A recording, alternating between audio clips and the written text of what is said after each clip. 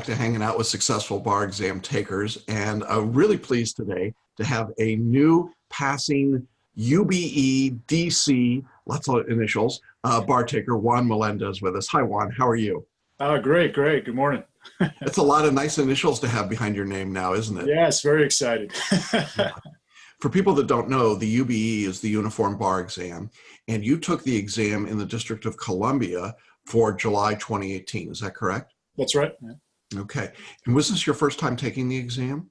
I've taken the Virginia bar exam, which I did not pass, but this was my first time taking the uniform bar exam. Okay. And let's back up a little bit. And why don't you tell our audience a little bit about your story and history and what led you to take the bar exam in DC? Sure. Yeah, graduated law school, I say back in 2011. Lots happened since then. So, got married, bought a house, all those good things. And then I just had a baby, right? Had a baby too. That was actually about a year. Yeah, he just turned a year this past November. So congratulations. It was one of those things where it was always lingering. I took the Virginia bar exam, I'd say probably about 5 years ago, gave it a shot. I used one of the big box reviews. Did not work out. Just trying to balance the time with work and the way the structure was. It didn't work out for me personally. So kind of just put that in the past. And then I don't know, it's just one of those things that just kind of just voice in my head kept bugging me to complete this journey that I've taken starting in law school. So yeah, you're too young to have a bucket list, but it's one of those things that lingers, doesn't it? It's unfinished business. Yeah, it's just one of those things where, yeah, exactly. Like I just knew I would never feel that completeness, having this thing just out there, I guess. So with the support of my wife, God bless her, and a lot of work from her, I decided to undertake studying for this bar exam. I had a buddy of mine. He was an attorney, worked out in DC. So it's been a long time since I've talked to law students and things like that. So he told me about the UBE and the opportunities there, and how that now you can cross your score over into other jurisdictions and things like that. So that sounded a lot more appealing to me, considering I just wanted to take this test once and get the most I could out of it for myself. Yeah. So let me just stop you for 1 second, because our audience may not all understand this. Virginia is a jurisdiction that sort of sits as an isolated, sort of moded. You can only use your Virginia bar license in Virginia. There's very little reciprocity, so it's got fairly limited application. Then, and for many years, the same was true in DC and Maryland and other places, but now DC and Maryland have come into the uniform bar exam. So we're now up to about, I think, 33 jurisdictions as you and I are talking today. Yeah. But each jurisdiction has its own passing score and it has its own rules. So you live in the DC metro area, is that correct? Yes, that's right. Okay. Yeah, I live in Alexandria. So. Okay, so you live in Virginia, Northern Virginia, for those that aren't familiar. And the DC bar, there used to be a time when you'd say, well, being a member of the DC bar meant you could practice in DC Superior Court and not much else. And so it had really pretty limited application, and very few people actually sat for the DC bar. Then when they switched to the uniform bar exam, it suddenly opened up the world, right? And so you sort of looked at it and went, this could be more interesting. Is that an accurate? Yeah, no, that's exactly right. I mean, it reflects in even the numbers of people who have taken the DC bar now. It's skyrocketed. So yeah, it's becoming a very popular bar exam to take. Now, you're working full time. You've got a good job. I mean, living in Alexandria, you have to have a good job. Yeah. I work for the federal government submarine escape and rescue. So that was wow. Okay. All right. So an important job too. And you just had a newborn baby. Yes. Now, this is not the normal scenario for somebody who's deciding to take a bar exam a few years later. You said your wife was really supportive of this. What was it like? You started studying when for the July exam? I started in March, actually. Okay. All right. Yeah. So did your wife look at you and say, oh my God, you've got to be out of your mind. We've got an infant here and you want to study for the bar? Yeah, actually, it's funny because one of your beginning videos in the bar review is, the video for your spouse.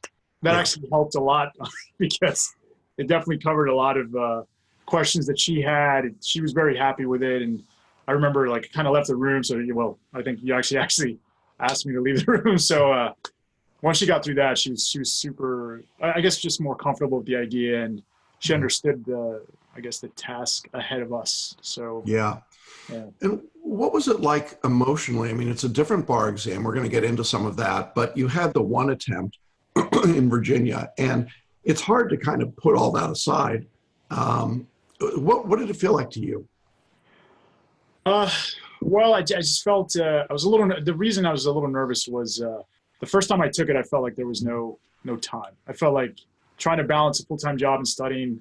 I didn't see how that was possible, so I was kind of worried to go back into that. And honestly, I think even more so being married and having like our son, I was super nervous about sacrificing that time with Yeah. them and this, just the fear of being unsuccessful. So it was I mean, I don't want to say it was, I mean, there was pressure either way, but definitely it wasn't just failing for myself. I would have felt like I failed everyone if I had not passed. So, Yeah, and I think that's a real thing.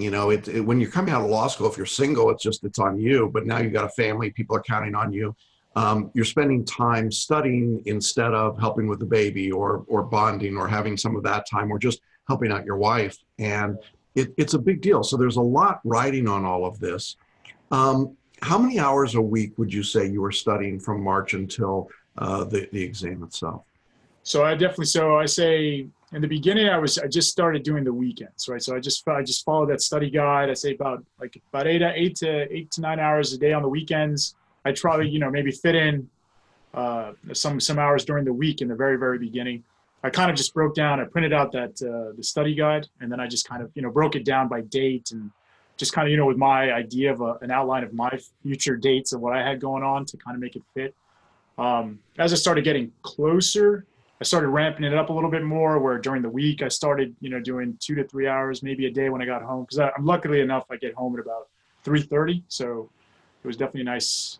I shifted my schedule so I could make it all work out. Yeah, yeah. And I followed your advice actually too, which actually helped a lot. Was just the working out and making sure to have time for that. And even I was going on walks with my wife, breaking it up on the weekend, just things like that. So it's Yeah. kind of the way that's worked out. I think that's a big deal. And particularly when we have a lot of students who have younger families, it's pretty important to be able to keep your balance and recognize your priorities, but also not wear yourself out, right? So the exercise and just taking good care of yourself, having a reasonable schedule. I mean, most parents of newborns and 1-year-olds are sleep deprived. Yeah. So you have the bar exam on top of it, and you really it's like piling on, isn't it? It's like, Yeah. so you're studying maybe 20 hours a week, it sounds like, or so for a good part of the time, following the program. And you chose our basic coaching program. So people sometimes ask me, can you pass the bar with the basic coaching program? The answer is yes, obviously you can. Everything that you needed was there, right? I mean, the lectures and the questions and the reading and so on was all there for you. Yeah, no, I mean, yeah, and honestly, like the videos, I mean, they really helped you just because as you talk through it and just kind of the coaching and even the daily videos that you had, like that really was a huge help. I mean, a lot of people might be like, oh, well, I'm just going to focus on the study guide and things like that. But I think the overall program together really, really works. I think I would, if there's only one thing I would recommend, it's follow the program. Don't just take bits and pieces. That's great. I thank you for saying that. I think it makes a big difference too. So as you're studying and starting to get into this, you're seeing a different exam than you took in Virginia. Mm-hmm. The UBE is made up of 6 30-minute essays, 2 performance tests, and the MBE. And the MBE had changed since you took it previously too, hadn't it? They'd added a subject. Yeah. So that's a little bit different. So all of that is kind of coming at you. What's your thought process as you're getting closer to the exam? Can you kind of share what it feels like? Sure. So as I started getting closer, obviously, because starting in March, you're so far out, you're just kind of going through what you're doing. And like I said, following the study guide, you don't really feel the test, I guess. But as you get closer, you're starting to feel, I don't want to say that your time is limited, but now how valuable that time is that you're spending and what you're doing and really focusing on what's going on. I say for myself, like you said, yeah, so adding federal civil procedure to the MBE. So that was something I had to kind of focus on that wasn't there before. The MPT, not dealing with that for the Virginia bar. So, but like I said, I just going through the guide, and honestly just the questions, and the way you broke down how to take the MBE questions. And I mean, that really, it kind of took the guesswork out for me.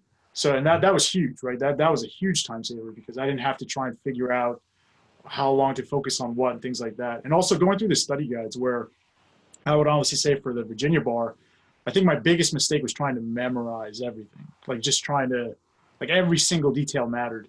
And for you to just say, I'm trying to get you to pass the bar. We're not trying to trying to go for 100%. We're trying to get you through it. And it made me realize, and it also, that studying translated over into my test taking, where I was able to prioritize and focus more on what needed to happen, instead of just getting hung up on, say, one detail or one MBE question where I have to get this right, or it just became an overall fault type thing. So as I got closer, just that all started to sink in, right? In the beginning, you're just kind of like, I'm not going to lie, I'm kind of like, I feel like I'm kind of going through this stuff kind of fast.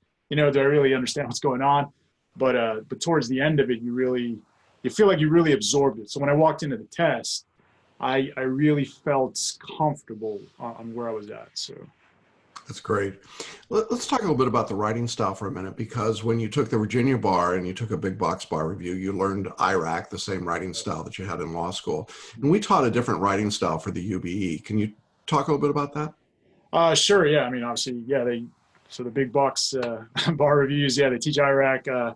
And with yours, it was, yeah, I have to admit, it was just a lot easier with just the way you broke it down. It was just the number of sentences, because that's the thing. It's really easy to get lost in essays, right? Because you might start getting off on a topic, and you might find yourself not even answering the question anymore, because you're getting so excited about going off in whatever direction you feel like you're right about. But the way you made it very succinct and very, very clear, and just, it really made just answering essays a lot easier for me, to the point when I remember, yeah, that I felt very confident that the day of the essays when I was going through them. So Cool. yeah, That's great. That's what we like. That's what we want to hear. Yeah. Let's talk a little bit about the DC bar exam, because it is an exam that a lot of people are starting to take, and I get a lot of questions about it. I've described it in other places as a quirky kind of administration. They're a little different than some other places, aren't they? Yeah, I was.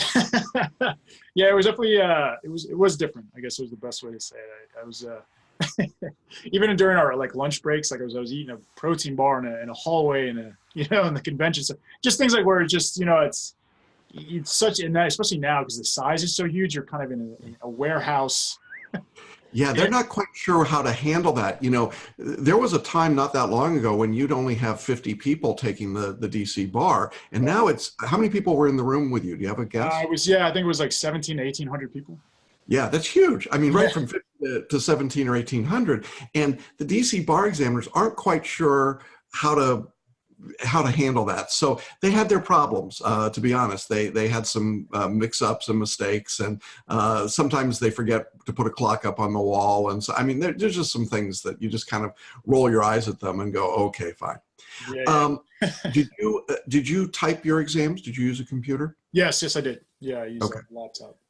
Okay, and that's always a question we get, particularly in DC, is, should you handwrite or type? And I think the answer is you should type. They've gotten better at making sure that the exam software is correct and working properly. But, it's just one of those, I'm sure there were some gnashing of teeth. No, that was, I actually saw there was just a random story, but I remember somebody, they took away someone's eraser just because they had a pencil, like a separate pencil eraser, and I mean, that person almost had a meltdown. So it's just, it just goes to show, like, give me my eraser. Yeah, they were losing it. So, okay. But it just goes to show the amount of pressure that day. But I said, it felt good. So okay. So the UBE is a 2-day test. The first day you've got the essays and the 2 performance tests, and the performance test, as you say, is something different than you had done previously. What did you think about the performance test? Did you like that component of the exam, or did you think it was fair or useful? I will tell you. Well, I'll tell a funny story. So with the MPTs, like the practice, just practicing before the exam, very helpful. The fact how you talk about just to make sure you're aware of your time and what's going on, things like that. So when I actually took the actual bar, unfortunately, I did not follow one of your your big piece of advice. No, and it had to do with time, right? So it was, I think I might have went 10 minutes over what I should have for the first MPT, and.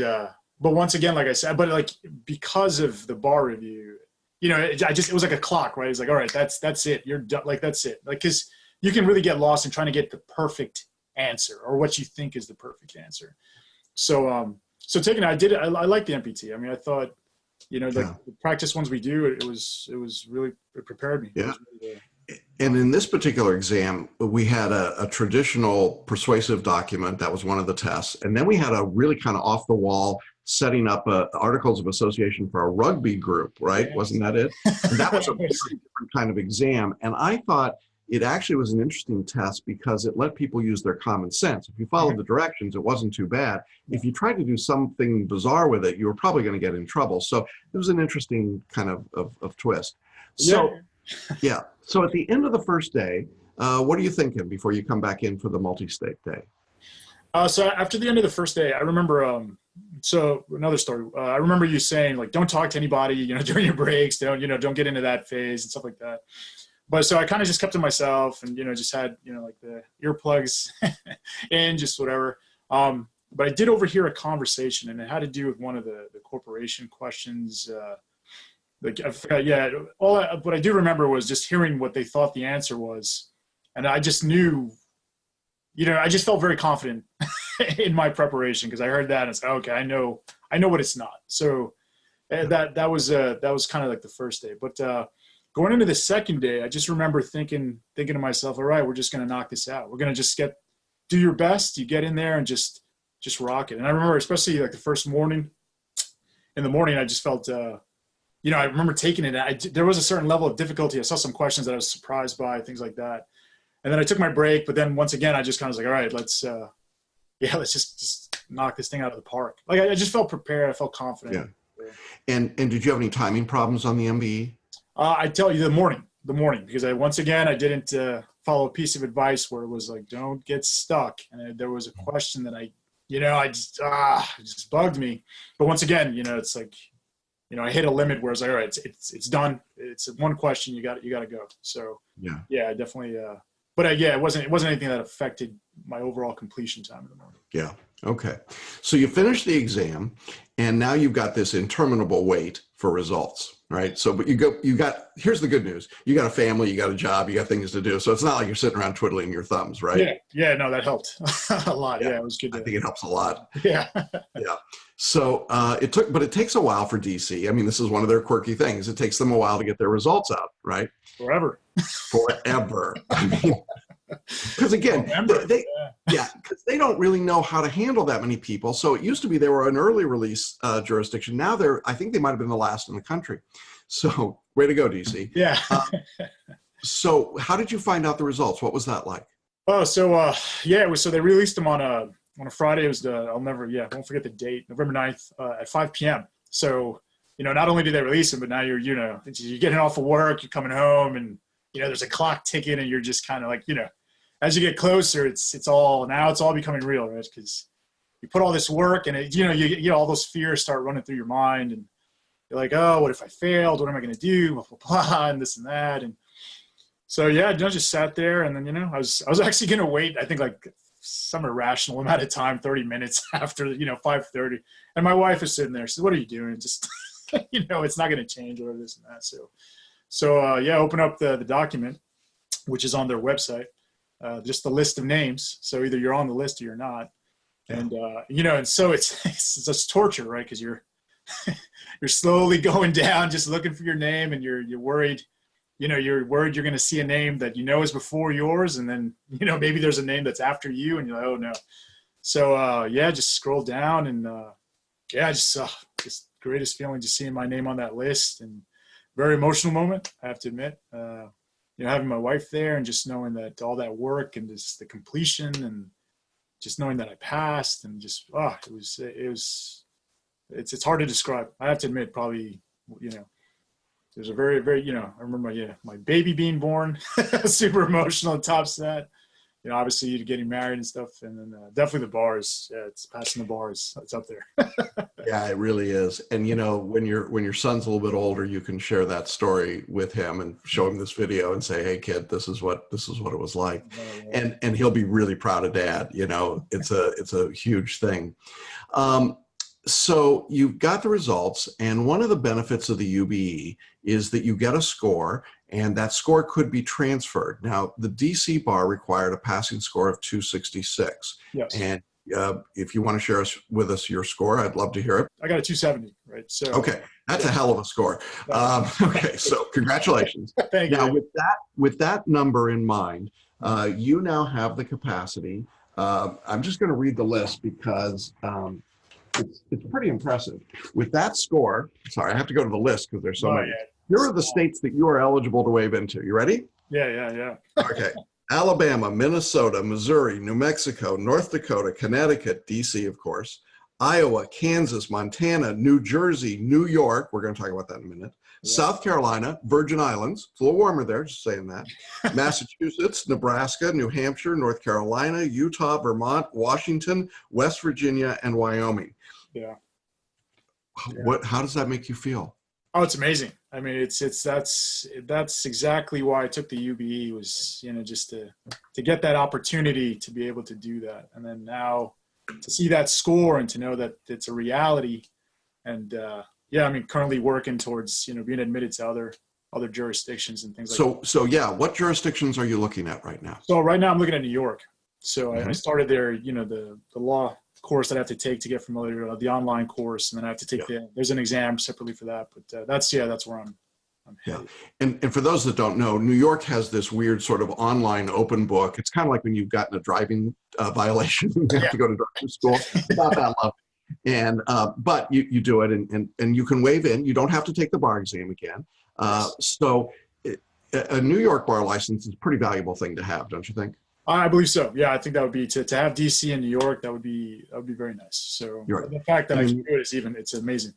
Yeah, and so that's a big deal. Now, in that big list of states, I mentioned any other states that your wife is interested in, or? We're both from New Jersey, so New Jersey's also on the list. So I will also be, after I finish the New York portion, I'll be submitting paperwork for the New Jersey part. So yeah, they don't have any extra requirements. So I can just New Jersey is like, hey, you want to come to? You want us? Exactly. We love you. Come see us. So one of the really great things about this is that you now have, I mean, that was a pretty long list of states in which you now have the potential to be admitted if you want to, all because of one exam. And I think a lot of people are missing out on this. And so one of the reasons I was so excited to talk to you is that I think that the strategy that you employed was really good. You could have sat for this exam in New York or New Jersey or any number of places. DC, for those that don't know, I mean, Alexandria is a DC suburb, and other than traffic and the bad metro line, it's a reasonable place to go and do it. But you pick your location and your jurisdiction, and then you can then use that score in multiple places. So this is a pretty amazing, this is something that did not exist really in any great fashion 5 years ago, certainly didn't exist 15 years ago. So it's a new development in the process, and even Maryland now has joined the list, and so that's pretty exciting as well. And I'm just looking at what I guess Maryland has not announced their score yet, so we don't know, but I'm guessing it won't be higher than 270. So that's probably a possibility for you as well. So you can start to pick up all of these jurisdictions. And I presume with just having bar membership under your belt, this gives you greater career opportunities, right? Oh, easily. Yeah, I mean, now that getting ready to be sworn in at the end of January, excited about that, and just opening up just a few. I mean, I'm excited for the next step and where to go with that. And cool. I think it's amazing. It's just that waking up every morning, there's just that thing that always bugged me before passing the bar is now it's that monkey's off my back, and I don't know, everything tastes a little sweeter, I love it. That's awesome.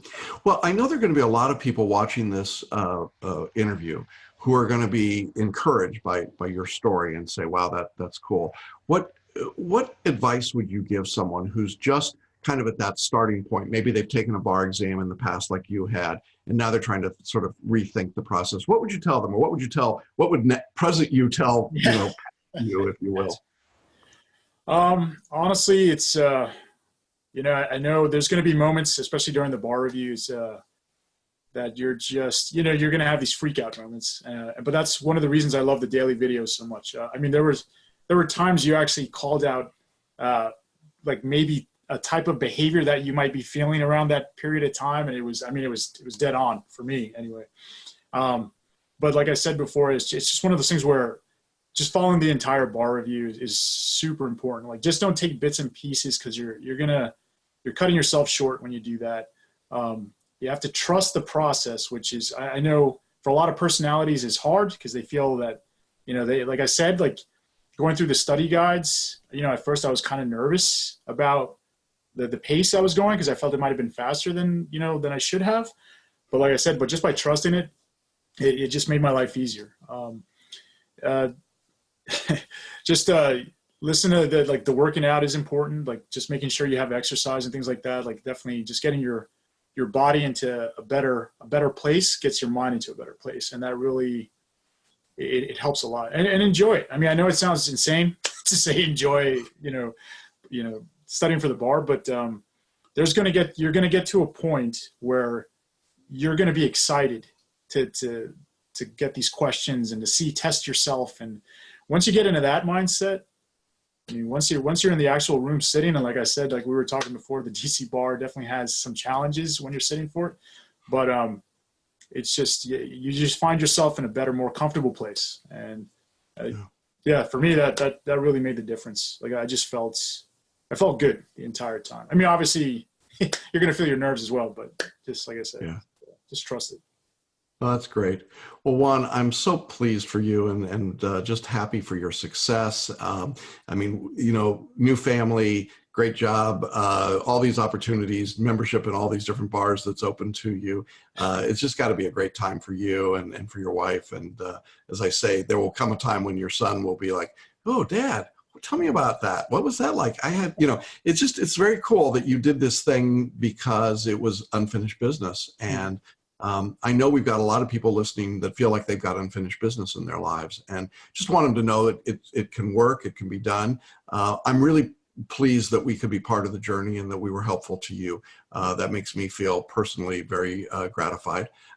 It's always fun to see somebody who's in our basic course, no drama, just went about doing his job, you know, got it done, you know, and boom, there you are, you've made it. So I really appreciate all of that. Anything else you want to share with our audience before we wrap up here? Well, I just want to thank you so much for just for the bar review, and just I mean, I couldn't have done it without you, obviously. So one more thing. We're expecting our second baby up in May, so it's going to be a little girl. So boy's going to have a little sister, and like I said, that's just going through the bar review and this entire process. It just, you know, I'm enjoying everything so much more.